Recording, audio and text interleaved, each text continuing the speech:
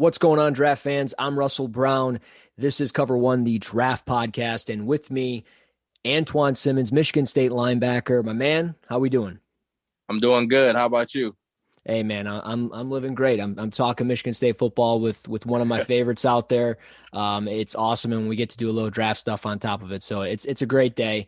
How's the offseason been? How's it been since the season ended? I mean, it wasn't exactly an ideal year. It was a really weird year, but I'm definitely assuming you were just happy and blessed to be playing football. But how's it been since football's been over?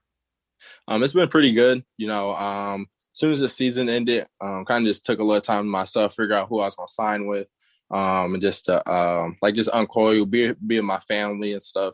Did that for about 3 weeks or so, and then I think it was January 3rd or whatever. Started training, and I haven't sat down since. So, but the off season's been good. I can't complain about anything. Yeah, and it's going to be, it's going to be a busy season. It's going to be, and you know about it. I mean, right? It's the off season for anything that you do in football. It's busy. You might get a couple weeks to yourself, and that's about it. And then it's just, going all the time. So I'm super pumped for you. I loved watching you play at Michigan State. And I even, remember talking about you playing at Ann Arbor Pioneer. For people out there listening, Antjuan played in Ann Arbor at Pioneer, and I coached at Plymouth High School, I believe, at the time. And I just remember, and we're about 20, 25 minutes apart. And I just remember reading about Antjuan all the time in the Free Press, in the Detroit News, everything. I mean, this guy was like all state, dream team, this, and that. He had every accolade that you could think of. And it was like, man, if we got to the playoffs and we had to play this guy, that's a scary thought, and this guy's going to destroy us. So that was I mean, I wasn't going to tell my guys that, but I was definitely going to, think that in my head. But it was a great high school career for you. You were able to go and see all kinds of colleges. And in fact, you chose to commit to Ohio State, and you ended up decommitting. I know at the time you said, please respect my decision, no interviews, but we're past that. I would like to ask the question, why did you decommit from Ohio State? There's just a few things going on. You know what I mean? A few things going on. Didn't really I just didn't see myself fitting into the program, you know what I mean, with everything that was going on. So I just chose to take a step back. And, I don't regret it. I loved every single second of my time at Michigan State. I had a blast. I wouldn't trade it for nothing. Yeah, well, and you go to Michigan State and you choose to go there. Why there? Why did you go to green and white? Felt like family. Every time I came up, Coach D, Coach Tressel, Coach Snyder, Coach Samuel, he was my lead recruiter. The players, I was familiar with quite a few of the guys. Growing up in Pal, and then growing up in Pal, I saw some of the guys on the team at the time play, and then in high school, seeing some of their guys at camps, then going on visits, hanging out with guys, just being around the team. So I was pretty familiar with a lot of guys on the team and the coaching staff. It just felt like home. I love the academic staff. Mandy Chandler, she's someone, that I really got really close with during my time. And she was one of the first people on my official. I sat down. We had spoke to her, me and my cousin. We had spoke to her for about 45 minutes. And I was just like, man, that lady, she's legit. She definitely cares about me. I know for sure she won't let me fail. That's awesome. And that's something that always felt like with recruits coming in. It just always felt like no matter how big, how small, it didn't matter. They were able to bring you in and they were able to make you feel welcomed and comfortable with every decision that you were going to make. I think the most surprising thing within your recruitment, and I just remember reading this in the papers, and I know we talked about it off air and we don't have to go into crazy detail, but being that you were from Ann Arbor, so many people thought you were going to walk across the street and go play at the Big House. And I mean, there were times that you played at the Big House. You played Muskegon there at Michigan Stadium, but you didn't end up going there. Was that just not the right fit? Was it just you went to Michigan State a couple times and that was just where you fell in love? I mean, how did that come about? Well, it's a little bit of both of those. A little bit of both of those. Michigan State just felt like home, and then Michigan. A lot of people in Ann Arbor thought the same, that I'll just walk across the street and go to Michigan just because I went to high school in Ann Arbor, and I mean that wasn't the case. I mean, like I had a lot of other students recruiting me at the time, so it was like, I mean, if you want me, you're gonna have to recruit me. You it's not just like I'm gonna just be coming over there just because you're that close, or just because the proximity of the campus was right there. You know what I mean? Like, so I mean, it was definitely both. And yeah, I mean, yeah. Yeah, no, for sure. And so like with that, you go to Michigan State, and we'll dive a little bit deeper into there. You go and you play for Mark D'Antonio. And I just think I've never even met Mark. I mean, Coach D, he just, to me, everything that I could have ever, if I ever played college football, that would have been the guy I would have wanted to play for. I would have ran through a wall for that guy. To me, he's unbelievable. So what was it like playing for a coach like him? You got a chance to do it, and you did it for 3 years. What was it like playing for him? And did the team put any? Because I mean, you were a highly touted recruit, like I mentioned. Ohio State had offered you, 1,000 other schools had offered you. Were there any specific expectations for you when you arrived?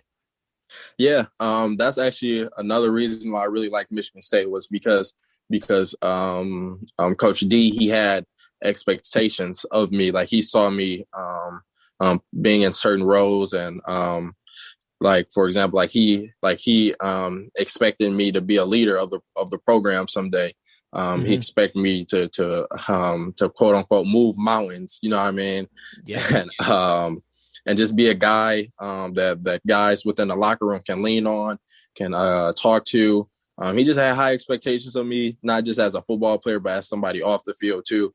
And I really appreciated Coach D, and I still do to this day. I've spoke to Coach D since he left about half a dozen times, and he's my guy. I couldn't have more respect and more love for Coach D. I love playing for Coach D. He's got a lot of passion.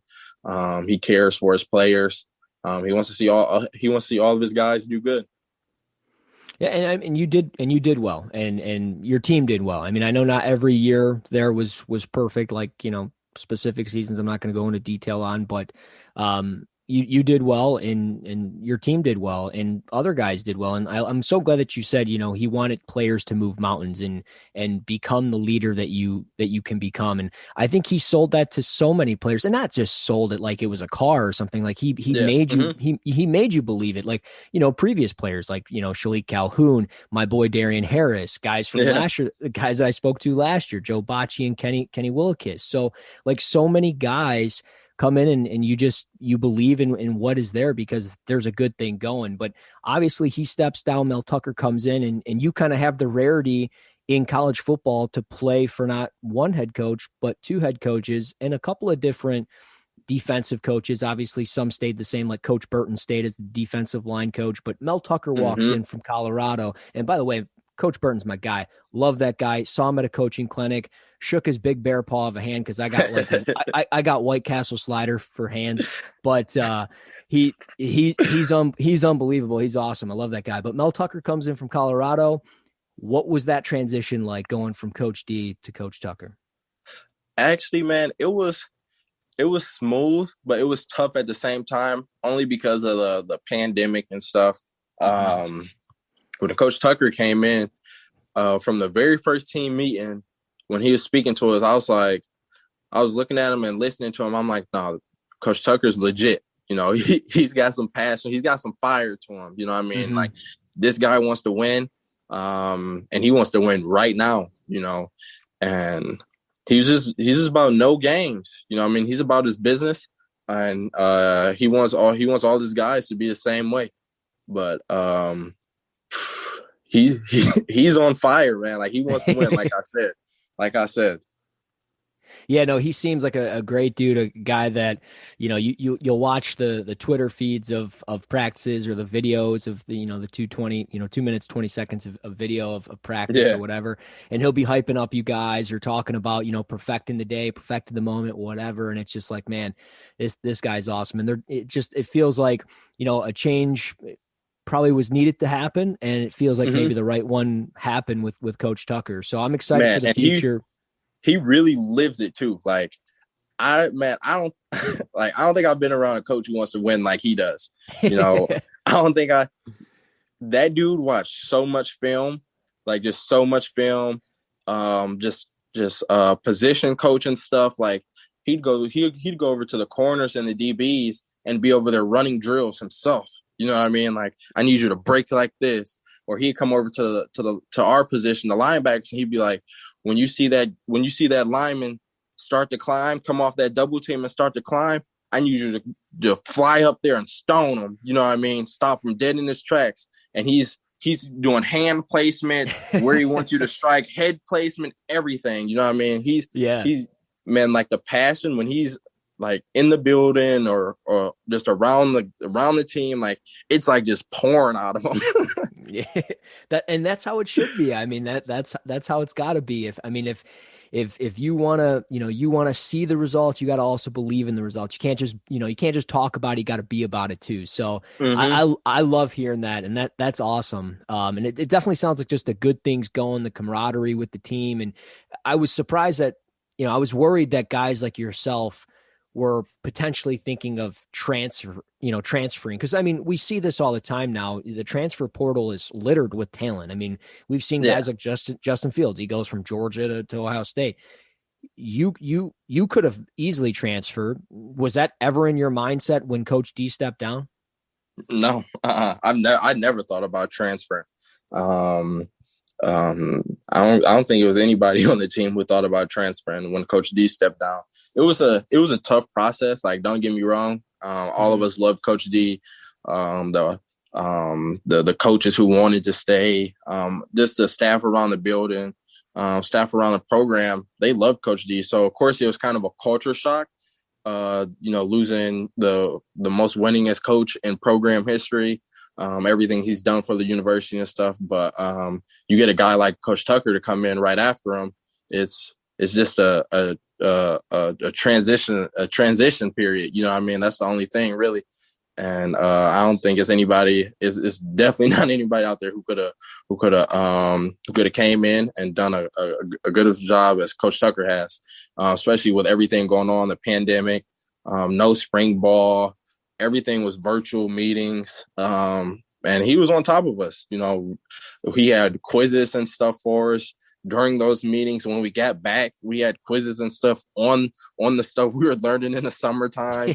Like he was on us, man. Like he really wanted to make sure like we were learning and that we were soaking up everything that they were teaching us. And it wasn't just football stuff either. It'd be stuff like he just talks about in the team meeting. Like he just wants to see if like we're actually listening to him.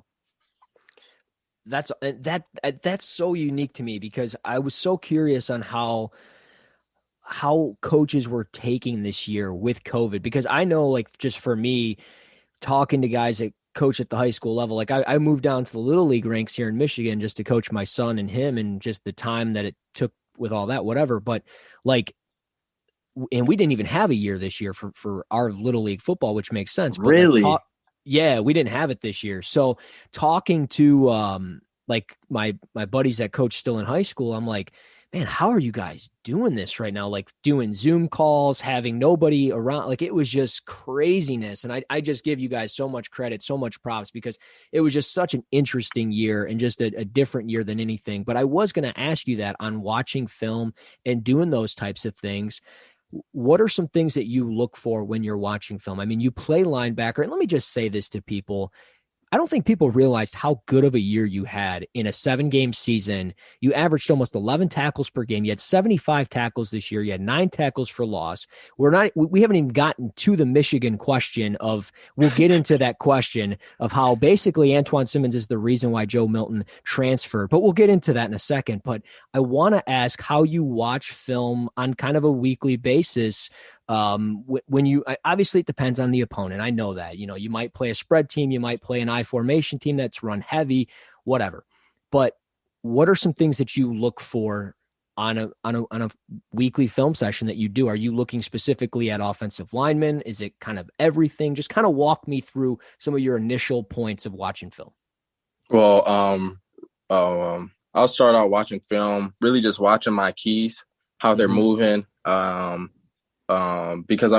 your key is going to tell you, mostly everything you need to know, as far as where you need to be on certain plays. And then after that, I'm looking for down and distance stuff. What are they doing in this type of situation? Some things to expect.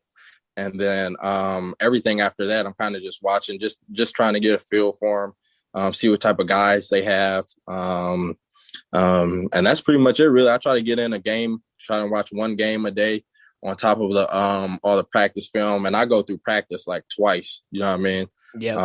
Because practice is literally just a more simple version of the game. If you practice hard, you practice crisp, you practice fast, and you practice physical, you're gonna play that same way on the weekend. You know what I mean? So that was pretty much it, really. One thing I really focused on, like I said, was my keys. You know what I mean? Because if you know your key, you're gonna know where to be on every single play. If we got to read the line for one game, then if those guys are blocking down, then all you got to know is where your D line is going to be. And as a linebacker, that's something where you have to know is where your D line is going to be. So you're just figuring out the puzzle. You know what I'm saying? Yep. Well, and especially in the Big Ten, you have to be able to fill, you have to be able to drop into coverage on a snap of a finger, because you see so much run heavy stuff. Then you see the play action like Iowa and all that good stuff, or you get spread out by teams like Northwestern and Ohio State. And so every single week you have to adjust. You have to do different things. And you take Indiana, for example, you got Michael Penix Jr. You have to account for him. He can run the ball, he can throw the ball, so on and so forth. I could go on for days on it. And I think one day down the road here, maybe we can set up a film session. We can watch a little film together and you can walk our listeners through it, and we'll just kind of go from there. But I wanted to ask the question, you play against so many, I don't want to say powerhouse offensive linemen, but some very good offensive linemen in your career, from Wisconsin to Iowa to Michigan. What do you have to do mentally and really physically to prepare for those types of matchups? Is there anything that a coach or anything that you've ever learned along the way to watch for when playing against those teams, and how to just be ready for what they're running at you? Honestly, it's my freshman year, we had played Notre Dame week 3 in Spartan Stadium under the lights, and they had won the offensive line award 2 years in a row, I do believe. And they had so many guys from that offensive line, and the year before it get drafted, within the first 2-3 rounds. Yeah. So we're out there, but when I got out there, I was like, these guys are huge. And then they were moving too. I think the first series I was in on, no, not the first series. Sometime during the second quarter I was in, and it was kind of before halftime, and they had ran a stretch to the boundary. And, I'm like, there's no lineman that's going to be able to climb up to me. This is in the third. I'm fast. Yeah. And man, I got out, and the guard, he almost got me. He kind of he threw himself at me. I was able to get over him, but man, I was like, oh no, these guys can move and they're physical too. But you don't really know. I'll say you don't really know until you step in that fire. You know what I mean? Because those big boys, they're coming for your head. You know what I mean? They wanna put you on your back. They wanna hem you up, make sure you can't get off of them. They're big, nasty guys. Wisconsin, my junior year, when we had played them, they had a really good O-line. Notre Dame's O-line. Ohio State, they always have a good line. Michigan, they've had some good lines as well since I've been in college. But Those are the guys that I can just name right off the top of my head who had some solid O lines that I've had to play against, and they're just like what I said, man. They were big, they were physical, and they were definitely they wanted to impose themselves on you. It's not like they were quote unquote position blockers. They were molars. You know what I mean? As soon as Yeah, they yeah. got their hands on you, they're going to run their feet and try to take you to the ground. Right. And I just always like asking that question because I played on the defensive side of the football, and I always just find it interesting because you can watch some, pulling guard or a center that can pull, and he doesn't look that fast, but it's like, man, once he gets downhill and he gets in that space a little bit, watch out because he's going to Yeah. dominate you or whatever. And like fun little fact, like I went to Michigan for a practice one time, and we watched like Chad Henne, Mike Hart, Jake Long, all those guys practice, and I remember standing on the sidelines watching them before we went out and practice, and I was standing next to Jake Long, and I'm like, dude, I'm not playing college football. Like there's no way this guy's gonna kill. Like he will kill me. Like literally, he's huge too. He's a yeah. tall, lengthy tackle. Yeah, and then like my senior year, I played against Eric Fisher at a four-way scrimmage, and he kicked my ass. He crushed me because I was a stand-up end, so it was bad. But anyways, enough. Nobody cares about me. They want to listen to you. So with that, I want to get into the Michigan question. Obviously, this year crazy. A lot of people after you guys lost to Rutgers week 1. Everybody was like, they're going to play at Michigan, they're going to lose, so on and so forth. I know you guys heard it from the media. I know it. What kind of motivation did that bring you guys when you played against Michigan? I mean, anything that week is motivation. Yeah. the bulletin board material that's pretty much what it's called in the sports world, where a team or the media is kind of just talking down on your team, talking down on you, and you just take a mental note of it, or you make a copy of it or whatever, and you put it somewhere where you can see it every single day. You know what I mean? And Coach Tucker actually did that. He took took quotes that their players were saying in the media, talking about this is no rivalry. This is a game, man. We just expect to win. This is in the third. There are little brothers, little siblings, little sister this, little sister that. And so we're like, okay, every day, we were silent that whole week, staying off of social media, and really just watching what we said to the reporters and stuff. But we were just taking notes, man. We were just taking mental notes of everything that was going on. And we knew when we were in that stadium, we was coming out with Paul Bunyan no matter what. You know what I mean? Like we had our mind set that Paul Bunyan was ours. He was coming back with us. Yeah, I'll tell you what, man. I stood in my living room jumping up and down, and my kid was hugging me, and we were going nuts. It was awesome. So I appreciate the win, no doubt about it. But I did want to ask on the play. I mean, like I mentioned, you averaged almost 11 tackles per game. I don't think enough people are talking about you. I don't think enough people are talking about this game in particular from you being a tackling machine. I mean, I don't think there was a play that you weren't on the field, like where you weren't in on the tackle, but you made the play of the game with the pass deflection, which was actually an interception, the one-handed catch. How was that? Like, how did you even come up with that play? How did you walk me through that play? If you could, if you can, if you can't, don't worry about it. But like, walk me through how was the sidelines when you got to it? How was everything? It was like unreal. I kind of just blacked out in that moment and just let my instincts take over. Really just trusting the steps and everything that I was coached was to you're like so the way we play a little bit more lateral as linebackers. So our first steps now are shuffle steps. And so I took my shuffle steps, and the running back was running so flat, just straight to the sidelines. There's no point to be running downhill. I mean, you're not gonna just, unless it's just a wide open window, you're not just gonna pull that trigger. You know what I mean? So I was just working lateral, and I just saw his head raise up, And I was like, whoa, no, I got to stay back. Yeah. And sure enough, he raised up and kind of threw the ball, and I kind of dropped and just was able to get back deep enough and jump just high enough to get my hand on it. And man, I was just, man, in the moment afterwards, I was like, not that I couldn't believe I made the play, but I was like, holy crap, I made that play. And but it was man, it was unreal. You know what I mean? Just being able to have an impact on that game was, I mean, that's what we go to Michigan State for. That's I mean, playing against Michigan, you got to have your best game, especially your senior year. That's what Coach D always told us was, as seniors, you got to have your best season as a senior.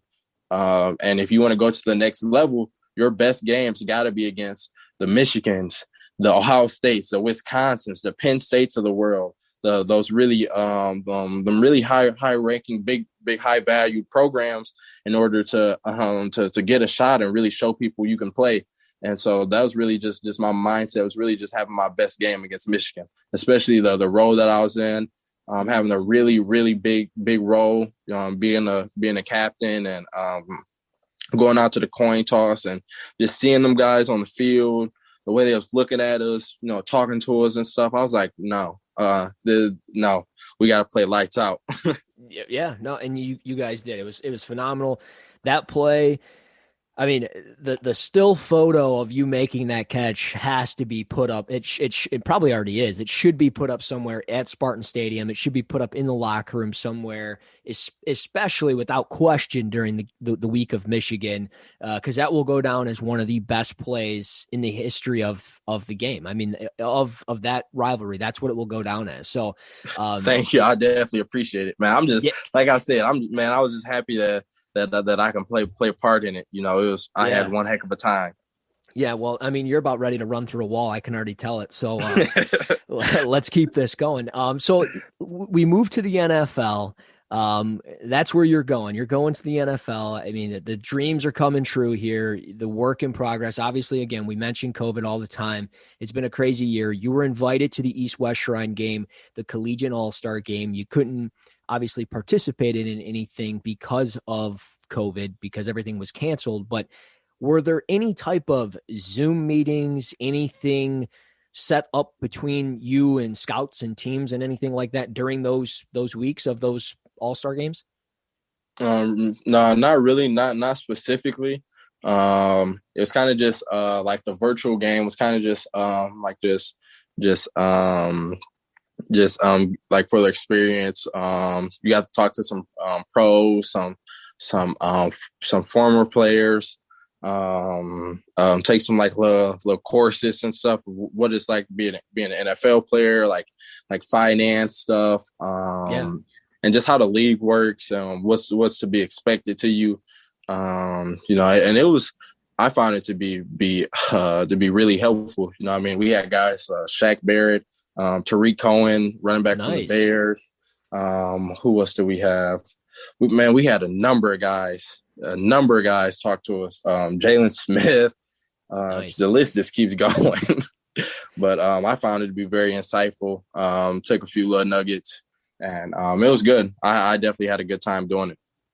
That's good. I'm glad they're able to do that. I don't know if they've ever done that in years past because of everything that's going on. So I'm hoping that the NFL and obviously whoever's representing you as an agent and just everything that's going on, I hope there's tons of resources being given to you to make this the best experience possible through the draft process, but also just to get the exposure that you need, that I think you deserve as well. And that's why I'm glad that you joined me here on the podcast. But you're actually training.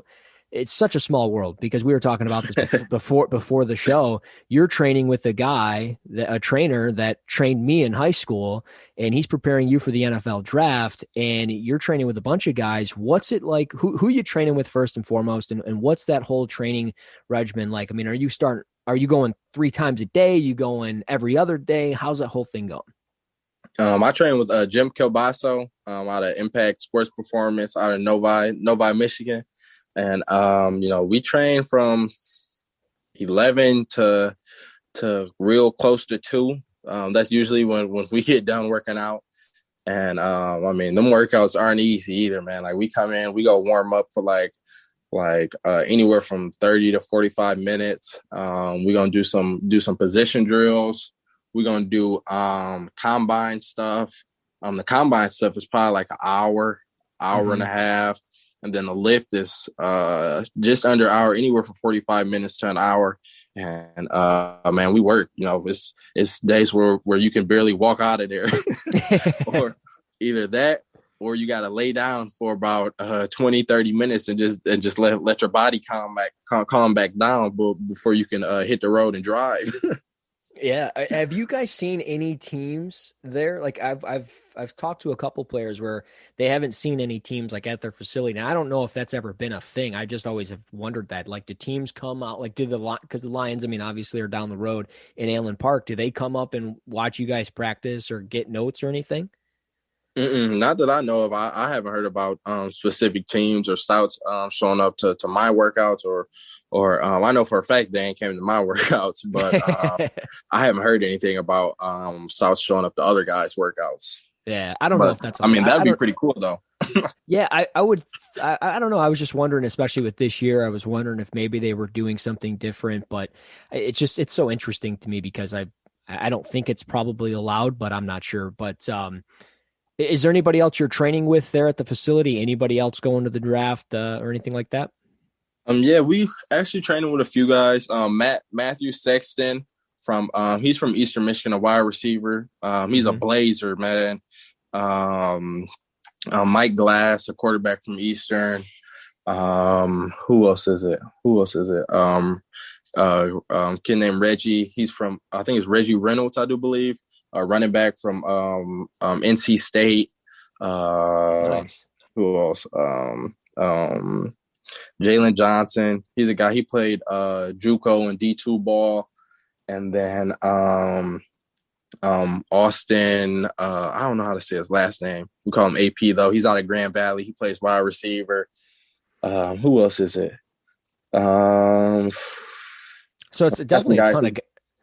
Yeah. Anywhere. On a small day, it's 7 guys. You know what I mean? On a good day where everybody comes in, where the NFL guys come in and work out, it's usually like 10 to 12 guys. You know, and like I said, like we work. You know what I mean? And it's actually better having the guys when it's 10 to 12 because you get a little bit more rest time. Oh man, I totally know what you're talking about too, especially with Jim. He will get in your face too. I mean, like maybe not so much during COVID, but that guy, he will rip into you if you're dogging a drill. That's for sure.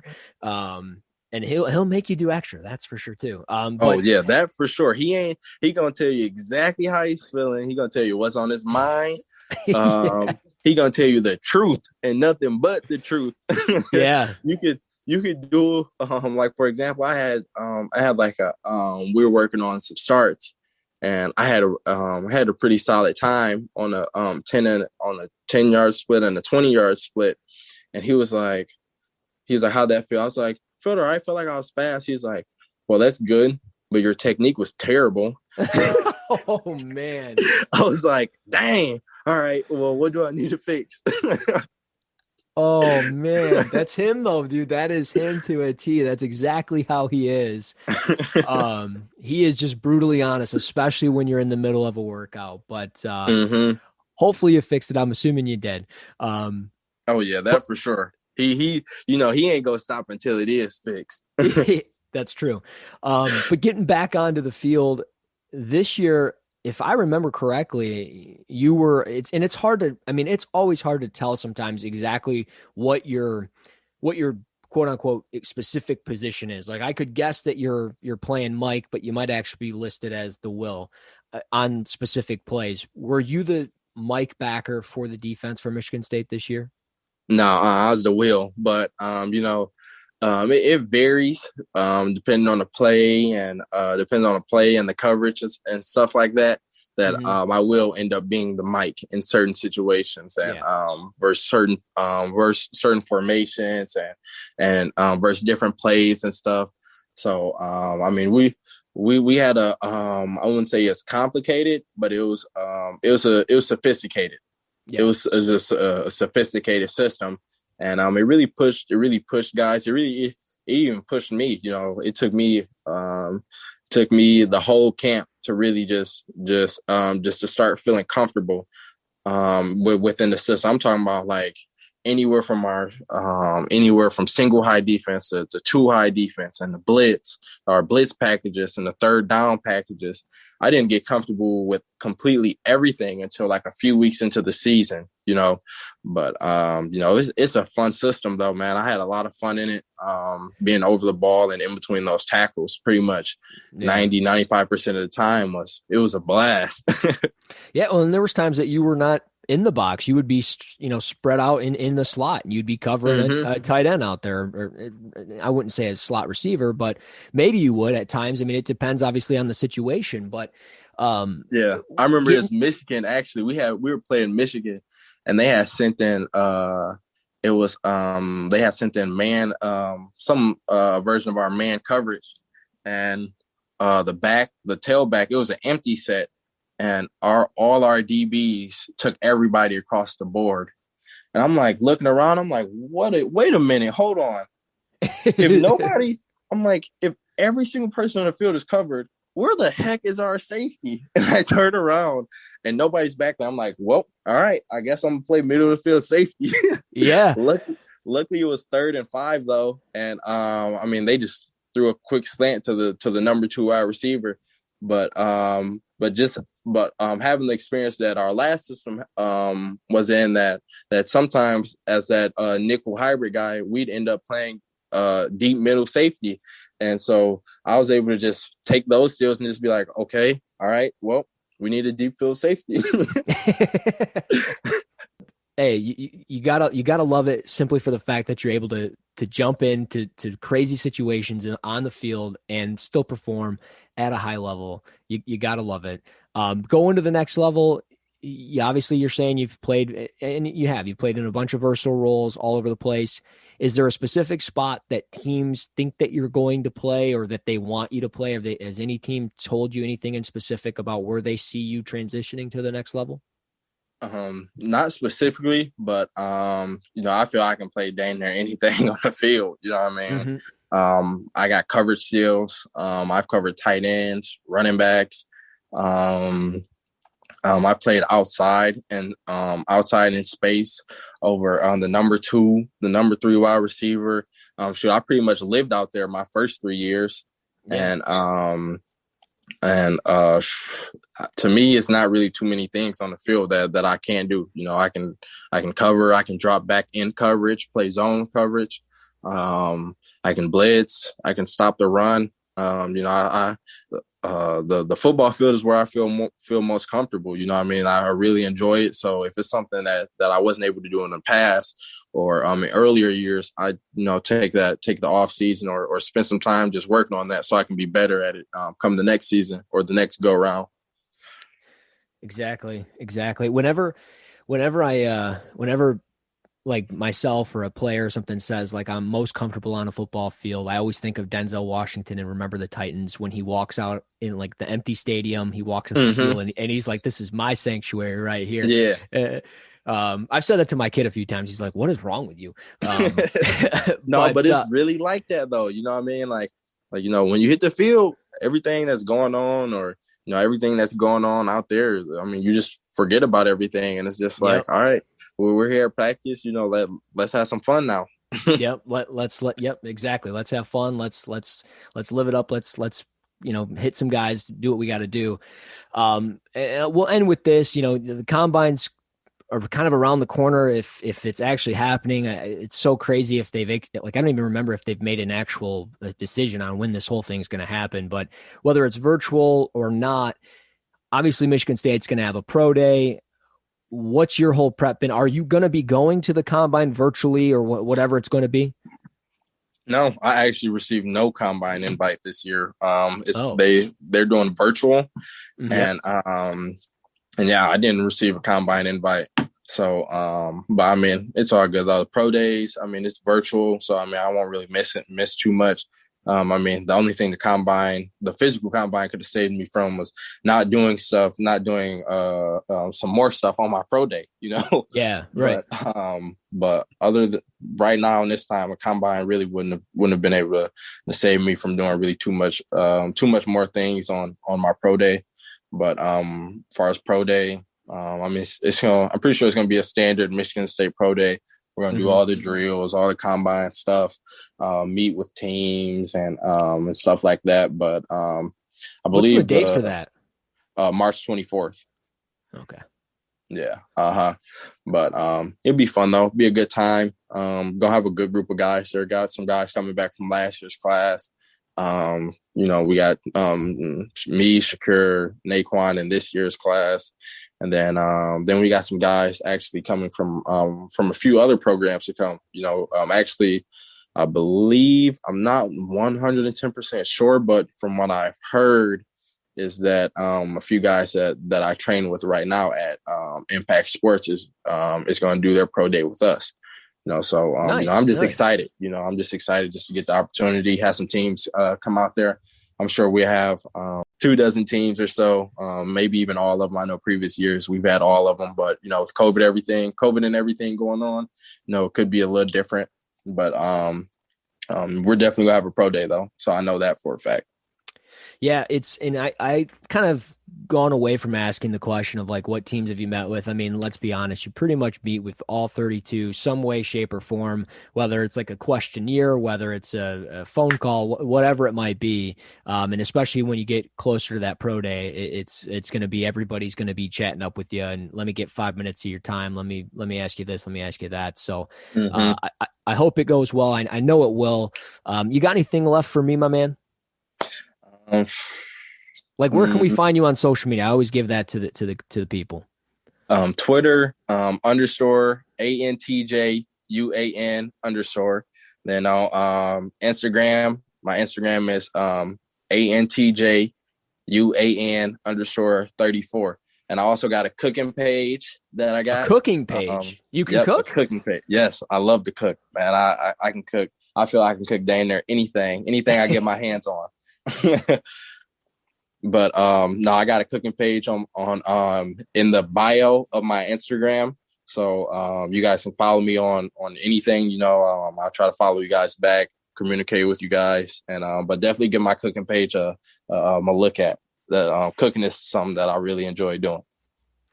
That's awesome. Guys, be sure to find him on Instagram, on Twitter, do the cooking page, do it all. Find him, smash the follow button. Of course, you can find me at Russ NFL Draft. Antjuan, my man, I greatly appreciate it. I appreciate the 4 years of hard work. I appreciate beating up on Michigan. I appreciate you taking the time chatting with me. We will talk soon. And you take care. Enjoy working out probably tomorrow, the rest of the week. Enjoy that steak and broccoli as well. So that's Antjuan Simmons, guys. I'm Russell Brown. Until next time, this is Cover One, the Draft Podcast.